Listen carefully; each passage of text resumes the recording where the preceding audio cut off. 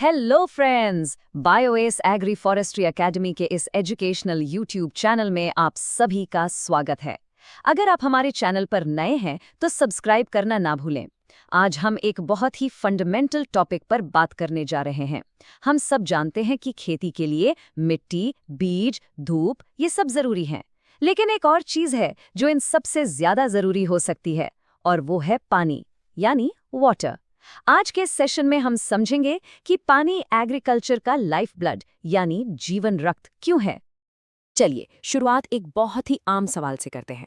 आप सबने अपने घर में या गार्डन में देखा होगा, जब किसी प्लांट को पानी नहीं मिलता तो वो मुरझा जाता है, विल्ट कर जाता है। ऐसा क्यों होता है? उसकी सारी ताकत जैसे चली जाती है और वो नीचे झुक जाता है। इसका जवाब बहुत सिंपल है, लेकिन इसके पीछे का साइंस पानी की अहमियत को माइक्रोस्कोपिक लेवल पर समझाता है। एक मुरझाए हुए पौधे और एक हरे भरे हेल्दी प्लांट के बीच में जो फर्क है वो बस एक ही चीज का है, पानी। It's all about water. पानी एक तरह से प्लांट का अदृश्य इनविजिबल ढांचा है जो उसे सीधा खड़ा रखता है। तो आखिर प्लांट के अंदर ऐसा क्या होता है जिससे ये पॉसिबल हो पाता है? आइए देखते हैं।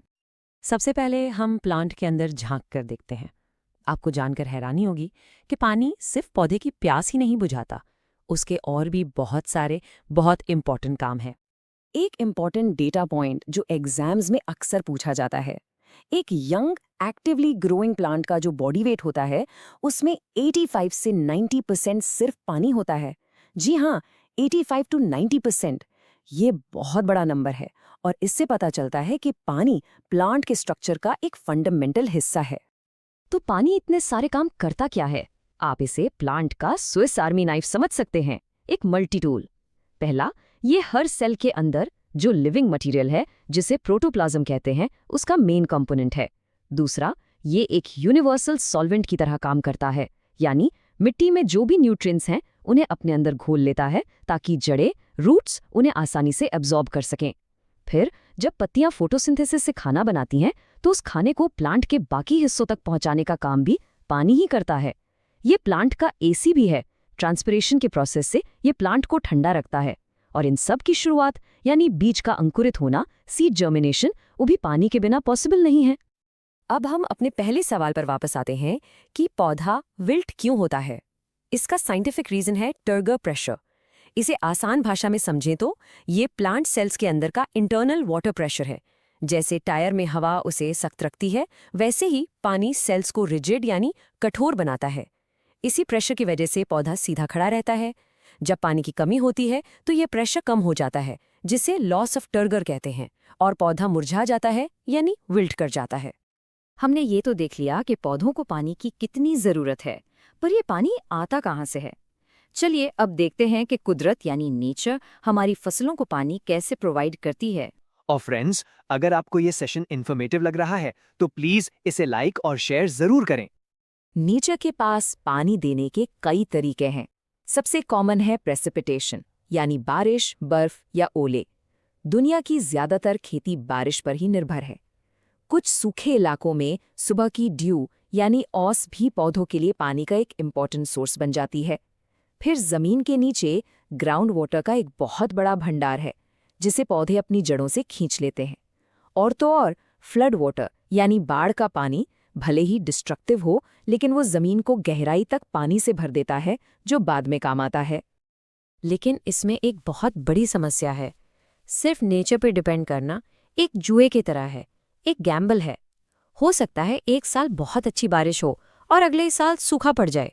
ये अनप्रिडिक्टेबिलिटी, ये अनिश्चितता, इसका मतलब यह है कि जो किसान सिर्फ बारिश पर निर्भर हैं, उनकी फसल की पैदावार हर साल बहुत ज़्यादा फ्लक्चुएट कर सकती है।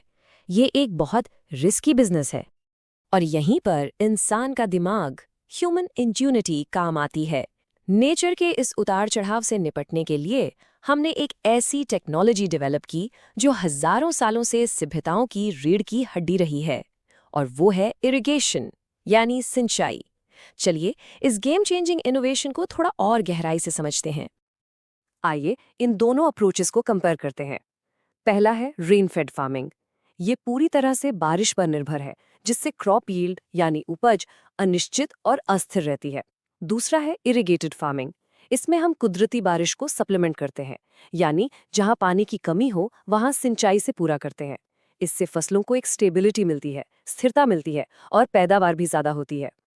तो इरिगेशन के लिए ये पानी हम लाते कहाँ से हैं? इसके दो मेन सोर्सेज हैं। पहला है सरफेस वाटर, यानी वो पानी जो नदियों, झीलों, तालाबों और रेजर्वॉयर्स में मौजूद है। इंसान ने बड़े बड़े डैम्स और नहरों का जाल बनाकर इस पानी को खेत खेत तक पहुंचाया है। दूसरा सोर्स है ग्राउंड वाटर, यानी जमीन के नीचे का पानी जो एक्वाफर्स में जमा रहता है। हम कुएं यानी डग वेल्स और ट्यूब वेल्स खोदकर इस छुपे हुए खजाने को पंप करके ऊपर लाते हैं। तो अब इस सब को समेटते हुए चलिए एक आखिरी बार बिग पिक्चर देखते हैं। एक छोटे से सेल से लेकर बड़े बड़े खेत तक पानी ही सच में एग्रीकल्चर का इंजन है। पूरी बात का सार ये है, टर्बो प्रेशर की वही शक्ति जो एक छोटे से प्लांट सेल को उसका आकार देती है, वही शक्ति फसलों से भरे विशाल खेत को हरा भरा रखती है। एक बीज के अंकुरित होने से लेकर फसल की कटाई तक प्लांट की लाइफ का हर एक स्टेज पानी से ही लिखा जाता है।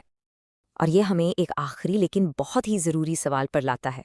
हमने देखा कि दुनिया का पेट भरने के लिए पानी कितना ज़रूरी है, लेकिन ये अनंत नहीं है, it's not infinite.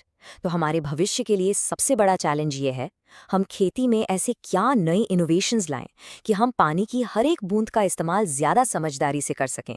How can we use every single drop more wisely? इस पर ज़रूर सोचिएगा। आज के लिए इतना ही। इस टॉपिक को अच्छे से रिवाइज करें और आगे आने वाले सेशंस के लिए चैनल को सब्सक्राइब करके बेल आइकन जरूर प्रेस करें।